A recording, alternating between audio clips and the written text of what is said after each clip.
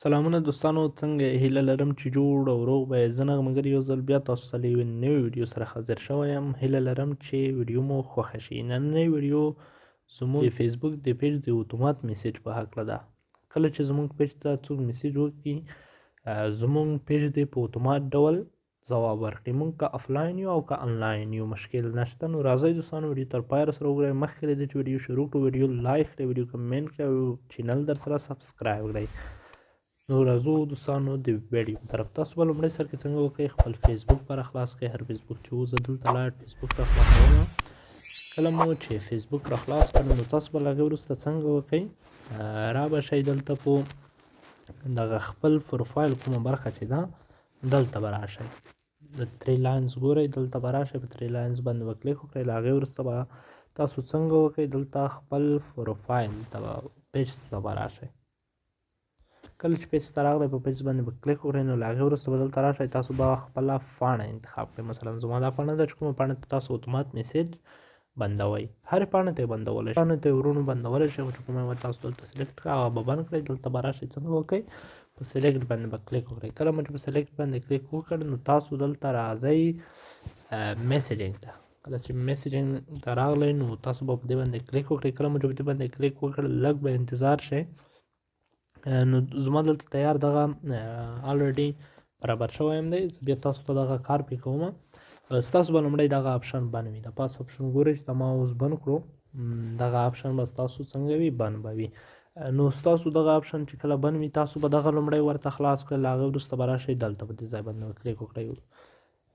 دا وګورئ، زه به یې درته معلوم کړم. په دغه ځای باندې به کلیک وکړئ. کله مو چې په دغه ځای باندې کلیک وکړ، نو تاسو به څنګه وکړئ، دلته به تاسو خپل هر څه مو چې لیکل، لومړی به د دوی انګلیسي لیکل وي، هغه به ترې حذف کړئ، ډنګ به یې کړئ.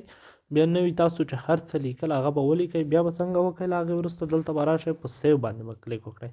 کله مو چې په سیو باندې کلیک وکړ، نو بس تاسو ته به دغه سیو شي. کله چې دغه سیو شو، بیا به تاسو وګورئ، له بله اکاونټ نه به میسیج ورته وکړئ. زه اوس تاسو ته ښیم چې ما دلته څه لیکلي، تاسو دا ولولئ.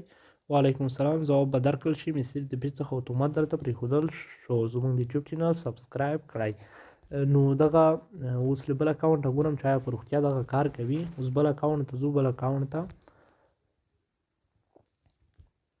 دلته لږ انتظار کوو تر څو بل اکاونټ را خلاص شي. نو کله چې بل اکاونټ را خلاص شو، راځو سرچ ته. په سرچ کې ورته لیکو چې نغمګر. کله مو چې په سرچ کې دغه ورته ولیکل، نو زموږ پیج به څنګه کوي، راواړوي. کله چې راواړولو، لږ لاندې ځمه، دغه پیج چې راواړوي، دلته زما پیج دی، دغه باندې به کلیک وکړو. کله چې په دغه باندې کلیک وکړو، نو څنګه کوو، دلته مو میسیج ورته پرېږدو. اوس زه میسیج ورته لیکم، سلام. کله چې ما دغه میسیج ورته ولیکلو، دا مې سینډ کړو. په سینډ باندې به کلیک وکړو، نو اوس به موږ ته هلته په اتومات ډول یو ځواب راکړل شي. اوس راځو میسنجر ته. میسنجر ته چې تاسو راغلی، نو تاسو وګورئ دغه کوم میسیج چې ما هلته سب کړو په خپله اکاونټ باندې، هغه دلته تاسو خپله ولولئ یو ځل چې باور مو وشي. هغه دغه دی، راغی.